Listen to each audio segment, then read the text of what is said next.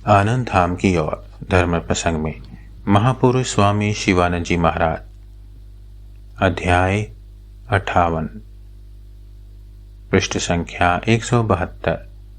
बेलूर मठ, शनिवार 28 सितंबर 1929। अपराह्न काल। मूसलाधार वर्षा हो रही है। महापुरुष महाराज अपने कमरे में बैठे हुए हैं। बंगाल की किसी एक विशिष्ट संस्था के 2 भक्त कार्यकर्ता बहुत देर से महापुरुष महाराज के दर्शन की प्रतीक्षा कर रहे हैं।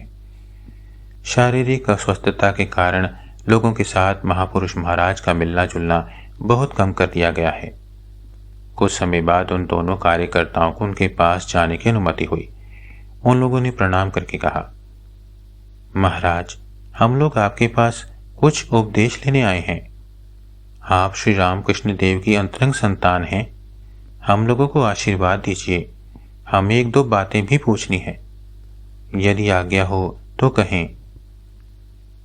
महापुरुष महाराज, हाँ, क्या कहना चाहते हैं अवश्य कहिए। भक्त, ठाकुर श्री रामकृष्ण देव दिव्य शरीर धारण कर जगत के कल्याणार्थ अवतीर्ण हुए थे। स्थूल शरीर में रहते हुए उन्होंने अपने अंतरंग भक्तों को लेकर एक संघ तैयार किया था और अपने संपूर्ण जीवन की साधना लब्ध समस्त शक्ति मानो उन्होंने संघ के बीच संचारित कर दी थी। वही संघ अब भी चल रहा है।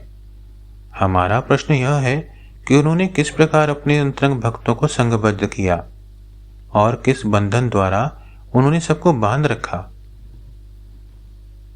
महापुरुष महाराज, प्रेम ही वह एकमात्र बंधन था। उन्होंने प्रेम सूत्र में सबको एक साथ पिरो रखा था। हम सब लोग उनके प्रेम से आकृष्ट होकर, उनके स्नेह से मुग्ध होकर ही उनके पास आते थे और धीरे धीरे एकत्र हो गए थे। उनका स्नेह ऐसा था कि उसकी तुलना में माता पिता आदि आत्मीय स्वजनों का स्नेह भी तुच्छ जान पड़ता था। अब भी उनका वह संग प्रेम के द्वारा ही परिचालित हो रहा है। यहाँ प्रेम ही एकमात्र कॉमन कोड यानी संयोग सूत्र है, जिसमें एक साथ गूंथे हुए हम सब लोग संगबद्ध हैं। ओम श्री राम कृष्णार्पणमस्तु।